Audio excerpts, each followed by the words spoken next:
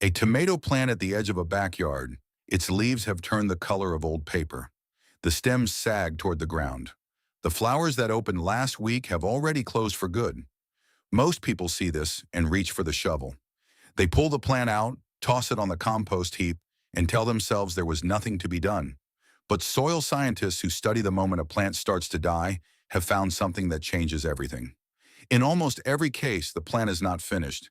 It is simply starving, running out of one or two specific nutrients that the soil can no longer provide. And those nutrients, every one of them, can be delivered in as little as 48 hours using items already sitting inside the average American kitchen. 5 of them, to be exact. 5 zero-cost liquid fertilizers that university soil labs have measured, that Amish and Mennonite farmers have used for generations, and that the lawn and garden industry has quietly set aside for one simple reason. There is no profit in a banana peel. This is the story of those 5, what each one does, why each one works faster than anything sold in a bag, and the mistake nearly every home gardener makes that keeps these remedies from working the way they should. 1.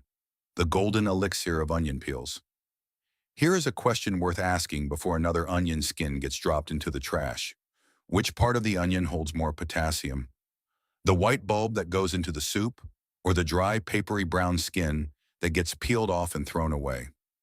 The answer surprises most people. It is the skin, those outer layers, the ones considered garbage for as long as kitchens have existed, carry one of the most concentrated doses of potassium, calcium, magnesium, and iron found anywhere in the produce aisle. They also carry a compound called quercetin, the same compound that makes red wine, apples, and blueberries good for the human heart. Inside a plant, quercetin does similar protective work. It shields leaves from harsh summer sun. It slows the spread of fungal infection. It steadies the plant's internal chemistry when a heat wave or a cold snap rolls through. Now, here is where the story gets interesting, because this is the moment most gardeners make the wrong turn. They hear about onion peels and they imagine digging the skins straight into the soil, expecting them to decompose and feed the roots. That method works, but it takes weeks.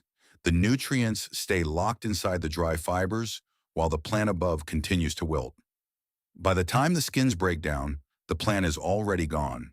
The real trick is water, and it comes down to something most people learn in grade school and forget by adulthood. Water pulls things out of plant tissue. The same way a tea bag releases color and flavor into a hot cup, an onion skin releases its minerals into a jar of water. The process takes 24 to 48 hours at room temperature. A handful of dry skins, a quart jar, cool water from the tap. That is the entire setup. Within a day, the water darkens into the color of weak tea. By the second day, it is the shade of deep amber. That color is not a coincidence. It is potassium, magnesium, calcium, and the quercetin compounds leaving the plant tissue and dissolving into the liquid. Once those minerals are in the water, they are already in a form the plant can absorb through its roots immediately. No composting, no waiting, no breaking down. Poured at the base of a yellowing tomato plant or around a pepper that has stopped setting fruit, this amber liquid begins to work within days. The stems thicken. New leaves come in a deeper green. Flower production picks up within a week. And here is a detail most gardening books leave out. The plant's own immune system starts fighting harder. Plants have a form of immunity, and quercetin helps switch it on. Stem rot slows. Seedling wilt fades. The plants that would have been pulled out by the weekend are, instead, still standing at the end of the season. Here is the part nobody on television ever says out loud. No fertilizer company in North America can build a business around onion peel tea. There is no way to package it, no patent to file, no premium shelf space to sell. That is the real reason this method disappeared from mainstream gardening advice over the last 70 years. Not because the blue crystals in plastic bags work better, but because the crystals can be printed with a logo and sold for $9 a box. Onion peel tea feeds the plant directly, but the next ingredient does not feed the plant at all. It feeds something far more important: the billions of invisible workers living in the top inch of every garden bed, and that changes everything about how plants grow. 2. The ancient secret of fermented rice water. What if the cloudy water poured down the drain every evening, the water left over from rinsing a pot of uncooked rice, turns out to be one of the most powerful soil treatments ever studied under a microscope? It sounds like an exaggeration. It is not. Washed rice water carries starches, B vitamins, and small amounts of iron and zinc. Fresh from the pot, it is already mildly useful to the garden. But the real transformation begins a few days later, after the water has been left at room temperature in a covered jar. The liquid takes on a faintly sour smell, like the first hint of sourdough starter. Most people would pour it out at that stage. Doing so would be throwing away the most valuable part. That sour smell is the signature of a microbial bloom. Lactic acid bacteria and wild yeast have moved in and taken over the liquid. And this is where the research of a Japanese agricultural scientist named Dr. Teruo Higa becomes important. In the 1980s, Dr. Higa, a professor at the University of the Ryukyus, introduced the concept of effective microorganisms, often shortened to EM. His work showed that certain beneficial microbes, when added to depleted soil, could bring it back to life in a matter of weeks. EM formulas are now used on farms in more than 150 countries. And the microbes at the heart of those formulas are the same ones that appear naturally in fermented rice water, for free, with no shipping cost. Here is what actually happens underground when this liquid is applied to a garden bed. The bacteria and yeast in the water meet the microbes already living around the plant roots. The starches and sugars in the rice water act as a feast. The soil microbiome wakes up, multiplies, and gets to work. Within a single week, the population of beneficial microbes around a treated plant can triple. 1 teaspoon of healthy soil, after this kind of treatment, can hold more than 1 billion living organisms, more than the population of North America packed into a volume smaller than a coffee bean. And this is the moment where the whole idea clicks for most gardeners who try it. The rice water does not feed the plant. It builds the plant's support system. It is the difference between handing someone a single meal and handing them a working kitchen. Food runs out. A kitchen keeps producing. Now, the common mistake: nearly every first-time user of rice water pours it on fresh, straight from rinsing the rice. Fresh rice water is mild. It does something, but very little. Fermented rice water, 3 to 5 days old, is an entirely different tool. The smell is the signal. If the liquid does not carry that faint sour tang, it is not ready yet. Skipping the fermentation step is the single biggest reason people try this method once, see no dramatic result, and never try it again. There is also a dilution rule that matters. Fermented rice water should be mixed with plain water at about 1 part rice water to 10 parts water before it touches the soil. Undiluted, the acidity is strong enough to irritate tender roots, especially in seedlings. Diluted correctly, it is gentle enough to apply every week through the growing season. Rice water wakes up the life of the soil, but a plant already collapsing today does not have time to wait for the soil to rebuild itself. That plant needs food it can drink before the sun sets, which is why the next method exists. 3. The rebirth from the fallen vegetable scrap digestate. Every refrigerator in America has one. The forgotten tomato at the bottom of the crisper drawer. The head of lettuce that wilted before anyone got around to using it. The bruised cucumber pushed to the back of the shelf. For most households, these scraps end up in the trash, or at best in a compost bin that will not produce usable material for another 6 months. For a gardener who knows the method, those same scraps are the fastest acting nitrogen source that can be made at home. The science behind this dates back to the 1840s and to a German chemist named Justus von Liebig, one of the founding fathers of modern agriculture. Liebig proved something that changed the way farmers thought about soil. Plant growth, he showed, is not determined by the nutrients a plant has plenty of. It is determined by the one nutrient the plant has the least of. This became known as the law of the minimum. Picture a wooden barrel with staves of different heights. The water inside only rises as high as the shortest stave. It does not matter how tall the rest of the staves are.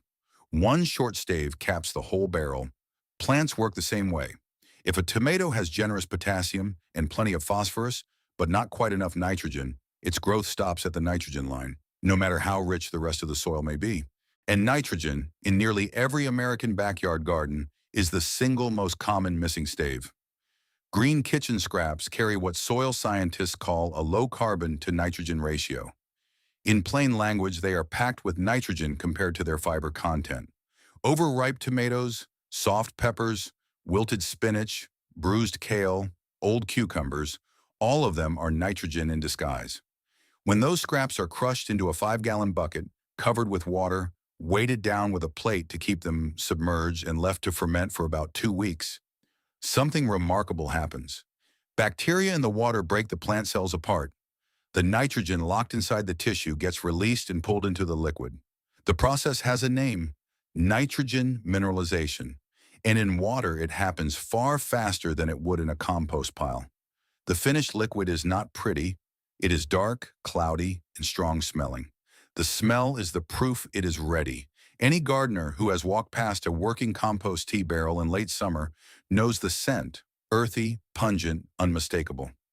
Diluted at about 1 part scrap liquid to 30 parts fresh water, this digestate goes straight onto the soil at the base of the plant. Within 4 to 6 days, the change is visible. Pale, tired leaves deepen 2 full shades of green. New shoots push out from the leaf axils where none were forming before. Stems thicken near the base. A plant that looked finished on Monday is setting new flowers by Saturday. Now, the common mistake, because this one burns more gardens every summer than any other. Many gardeners, excited by the results, apply the liquid directly onto the leaves as a foliar spray, or pour it on undiluted. Both are a disaster. The liquid is strong enough to scorch leaves on contact, and undiluted, it can burn root hairs beyond recovery. This method works at the soil, at the correct dilution, applied to the root zone. Never stronger, never on the leaves. Here is the quiet truth that most home gardeners never realize, and it is worth sitting with for a moment. The average American kitchen produces more nitrogen in a single week than a small vegetable garden actually needs in a month. The nutrients are not scarce. They are simply being routed to the landfill instead of the garden bed. A gardener who redirects even half of that waste stream toward the soil will, within a single season, stop needing to buy fertilizer altogether. Nitrogen solves the hunger problem, but most collapsing plants are not missing just one nutrient. They are missing 5 or 6 at once, in different amounts all at the same time. For that kind of rescue, a single ingredient is not enough. The garden needs a full recipe. For the alchemist brew, a full-spectrum kitchen formula, if every struggling plant has a slightly different combination of deficiencies, what if there were one single mixture, built entirely from items most households throw away every morning before breakfast, that covered almost all of them at once? That mixture exists. It comes together like a recipe, with each ingredient doing a specific job. And understanding what each one actually does is the difference between a half-working tonic and a tonic that can save a plant overnight. Start with 3 familiar items pulled from the breakfast table. Banana peels provide potassium, the mineral that drives flowering, fruiting, and the plant's ability to move water through its cells. A tomato plant short on potassium produces small, watery fruits with skins that split as they ripen. Eggshells, finely crushed, provide calcium carbonate, the building block of cell walls. Calcium deficiency is the cause behind one of the most frustrating sights in a tomato garden: the black, sunken patch at the bottom of an otherwise beautiful fruit, known as blossom end rot. And used coffee grounds, the kind left over in the filter basket after brewing, add a slow release of nitrogen and improve the physical texture of the soil. Now, here is a point where much of the gardening advice on the internet is simply wrong, and it is worth pausing on because this myth has been passed around for decades. For as long as anyone can remember, gardeners have been told that coffee grounds make soil more acidic. That is a half-truth that has been stretched into a full myth. Fresh, unbrewed coffee grounds are indeed acidic, but used grounds, the kind that come out of a home coffee maker or a French press, are nearly neutral. Measurement from university soil labs place used grounds between 6.5 and 6.8 on the pH scale, almost exactly where most vegetable gardens want to sit. Used grounds will not dramatically acidify a garden bed. What they will do is add organic matter, feed earthworms, improve drainage, and release nitrogen slowly over several weeks. This is the kind of detail that separates a gardener who has read a lot of blogs from a gardener who actually understands what is happening in the soil. Coffee grounds are useful, just not for the reason most people think. Two more ingredients take this recipe from good to exceptional. The first is Epsom salt, technically magnesium sulfate. Magnesium sits at the exact center of every chlorophyll molecule in every green leaf on Earth. No magnesium, no chlorophyll. No chlorophyll, no photosynthesis. When magnesium runs low, leaves begin to yellow between the veins, while the veins themselves stay green, a pattern known as intervenal chlorosis. 1 tablespoon of Epsom salt dissolved into the brew delivers a direct magnesium boost that can reverse this pattern within days. A critical caveat belongs right here, because this is where well-meaning gardeners get into trouble. Yellowing leaves can have many causes. Nitrogen deficiency yellows the older leaves first. Iron deficiency yellows the youngest leaves. Overwatering and root rot can yellow the whole plant. Epsom salt is a cure for magnesium deficiency specifically. When the cause is magnesium shortage, the transformation is dramatic and fast. When the cause is something else, Epsom salt does very little, and adding it repeatedly, thinking the problem is just not resolving, can actually throw the soil's nutrient balance off. The lesson: diagnose before treating. The second specialty ingredient is blackstrap molasses. Not regular table molasses, blackstrap, the dark, almost bitter version that comes from the final boiling of sugarcane. Blackstrap is rich in iron and trace minerals, but its real role in this formula is something different, and something almost no gardening website explains correctly. Molasses is food for microbes. A tablespoon of blackstrap stirred into the gallon jug of brew is like ringing a dinner bell for every beneficial bacterium in the liquid. Their populations multiply within hours. Those hyperactive microbes then break down the banana peels, eggshells, and coffee grounds far faster than the ingredients would decompose on their own. A brew without molasses takes 3 weeks to be useful. A brew with molasses can be ready in 3 days. All of these, banana peels, crushed eggshells, used coffee grounds, Epsom salt, and blackstrap molasses, go into about 1 gallon of warm water and steep for 3 to 5 days in a covered bucket. The result is a full-spectrum tonic carrying potassium, calcium, nitrogen, magnesium, iron, trace minerals, and a live culture of working bacteria all in one pour. The common mistake here is simple, and it is the one most people make: skipping the molasses. Without that microbial catalyst, the peels and shells sit in the water and release their nutrients slowly, week after week. With the molasses in place, the release happens in days. That single tablespoon is the difference between a slow drip fertilizer and an instant rescue. This recipe covers the modern kitchen. But there is one more method, older than any of these ingredients, older than coffee and bananas in American grocery stores, older than most of the houses in any town where this video is playing. A method used by every civilization that ever grew its own food. 5. The giant tea bag, aged manure extract. Before 1913, synthetic fertilizer did not exist. Every farm on Earth, from Iowa to Ireland to the foothills of India, ran on the same 2 inputs: animal manure and compost. Then a German chemist named Fritz Haber, along with an engineer named Karl Bosch, invented a process that pulls nitrogen out of thin air and turns it into ammonia. That invention, now called the Haber-Bosch process, is often credited with feeding half the human population alive today. It is also quietly the process that stripped the life out of cropland across most of the industrialized world over the following 100 years. That is the trade-off almost no one explains in a gardening book. Synthetic nitrogen fed billions of people. It also taught farmers to feed the plant while starving the soil. The results are now visible from space: dead zones in the Gulf of Mexico, collapsed soil structure across the Great Plains, and a slow grinding loss of the microbial life that keeps a garden truly alive. For a home gardener, the old method still works, and for rescuing a dying plant in a backyard, it still outperforms the synthetic version. This method is called manure tea. Among old-time farmers in the Appalachian Hills and the Pennsylvania countryside, it has another name: the giant tea bag. The setup is as simple as any method on this list. A shovel full of aged, dried manure from chickens, cows, or rabbits, never fresh, goes into a porous sack. An old cotton pillowcase works. So does a burlap feed bag or a mesh laundry bag. The sack is tied shut at the top and dropped into a 5-gallon bucket of water.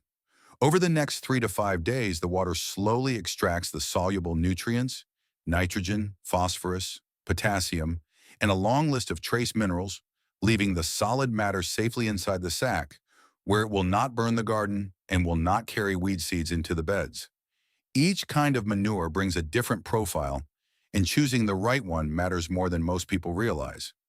Aged chicken manure carries the highest levels of nitrogen and phosphorus of the three, making it the most powerful growth stimulant. A single cup of chicken manure tea, properly diluted, can push a tired tomato plant back into heavy flowering within a week. Cow manure is more balanced, lower in nitrogen, but exceptional for building the long-term structure of the soil and for feeding the humus layer beneath the topsoil. Rabbit manure is the quiet secret of experienced gardeners.